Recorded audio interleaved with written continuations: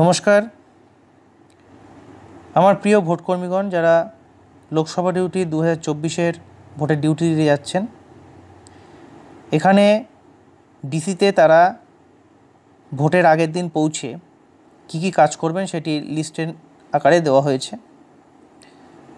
1 নম্বর, আপনার টিমের বাকিদের সঙ্গে ফোনে যোগাযোগ রেখে বাড়ি থেকে আপনার অ্যাপয়েন্টমেন্ট লেটার, ডিউটির আই কার্ড ও ব্যাগপত্র সঙ্গে নিয়ে গাড়ি ধরে খুব সাবধানে কিন্তু ডিস্ট্রিবিউশন সেন্টারে পৌঁছাবেন, তাড়াহুড়ো করবেন না। 2 নম্বর, ডিস্ট্রিবিউশন সেন্টারে গিয়ে নির্দিষ্ট যে অ্যাসেম্বলি সেগমেন্ট আপনার আছে ও আপনার অ্যাপয়েন্টমেন্টে দেওয়া যে পার্টি নম্বর ধরে তার এগেনস্টে আপনার টিমের জন্য কোন পোলিং স্টেশন নির্দিষ্ট করে দেওয়া হয়েছে তার নাম এবং তার নম্বর দেখে নিন। 3 নম্বর, আপনার টিমের আর সকল সদস্য যারা আছেন, first polling officer, second polling officer এবং থার্ড পোলিং অফিসার, তাদেরকে এক জায়গায় করে নিন এবং অ্যাটেন্ডেন্স রেজিস্টার কাউন্টারে গিয়ে নিজের ও বাকি 3 সদস্যের সিগনেচার করুন। 4 নম্বর, মোবাইল রেজিস্ট্রেশন কাউন্টারে গিয়ে পিআরও বা প্রিজাইডিং অফিসার বা ফার্স্ট পোলিং অফিসারের মোবাইল রেজিস্ট্রেশন করুন। 5 নম্বর, পার্টি নম্বর বা পোলিং স্টেশন ধরে নির্দিষ্ট কাউন্টারে গিয়ে মালপত্র সংগ্রহ করুন। সেই সঙ্গে কত নম্বর কাউন্টার থেকে আপনারা মালপত্র নিলেন তা ভালোভাবে দেখে রাখুন, কারণ পরের দিন ভোট করে এসে এই কাউন্টারে আপনাকে সমস্ত মালপত্র কিন্তু জমা দিতে হবে। 6 নম্বর, কাউন্টার থেকে মালগুলো নেওয়ার পর তা চেকলিস্ট ধরে ভালোভাবে মিলিয়ে নিন, অর্থাৎ কিছু প্রয়োজনীয় জিনিস যেগুলো আছে সেগুলো চেক করে নেবেন। 7 নম্বরে সেই জিনিসগুলোর একটা লিস্ট দেওয়া হয়েছে। প্রথমত, mark copy of electoral role, যেটা 1 কপি দেওয়া থাকবে, যেটা ফার্স্ট পোলিং অফিসারের কাছে থাকবে, দেখবেন সেটা সিরিয়াল ওয়াইজ পরপর আছে কি না। 2 number, working copy of electoral roll, এটা 3 কপি বা 2 কপি থাকে। 3 নম্বর, উপরেগুলিতে অ্যাডিশন, ডিলিশন বা কারেকশন লিস্ট এগুলো আছে কি না, অর্থাৎ মার্ক কপি বা ওয়ার্কিং কপিতে অ্যাডিশন, ডিলিশন বা কারেকশন লিস্টটা ঠিকঠাক আছে কি না দেখে নেবেন। 4 নম্বর, এপিক ইস্যুজ লিস্ট বা মিসিং ভোটার লিস্ট আছে কি না, অর্থাৎ এএসডি লিস্ট বা ফটো রেফারেল শিট এগুলো আছে কি না দেখে নেবেন।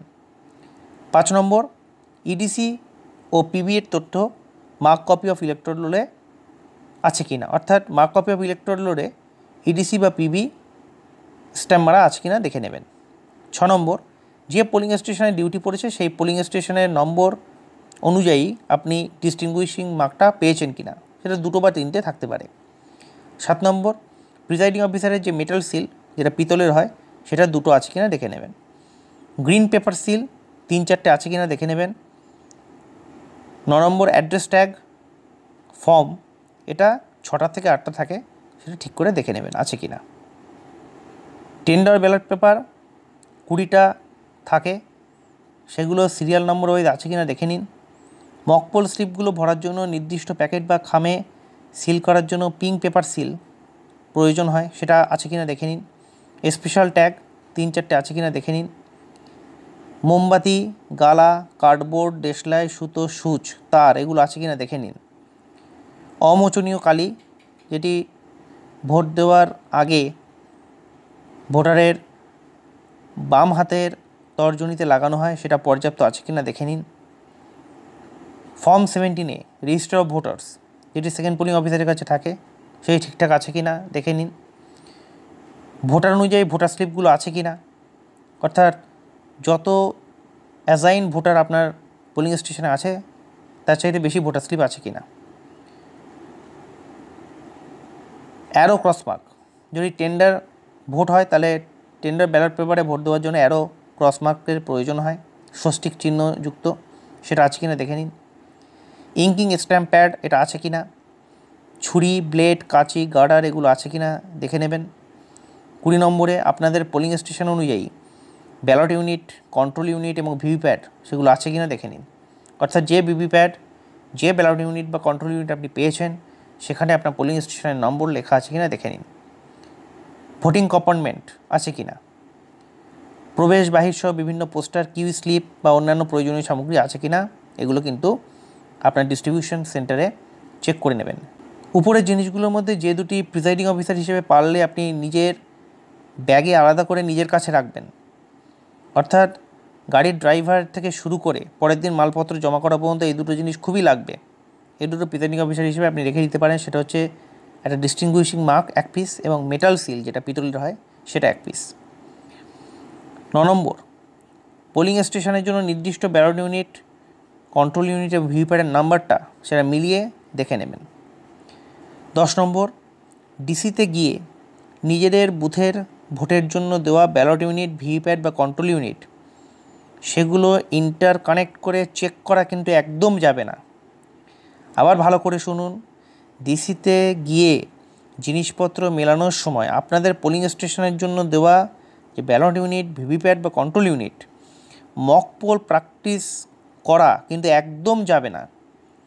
মেশিন বিষয়ে যদি আপনি অনভিজ্ঞ থাকেন বা আরও ভালোভাবে জানতে হয় তাহলে ওখানকার ট্রেনিং প্র্যাকটিস করার জন্য যে ইভিএমগুলো দেওয়া থাকবে সেই কাউন্টারে গিয়ে দেখে বা শিখে নিন।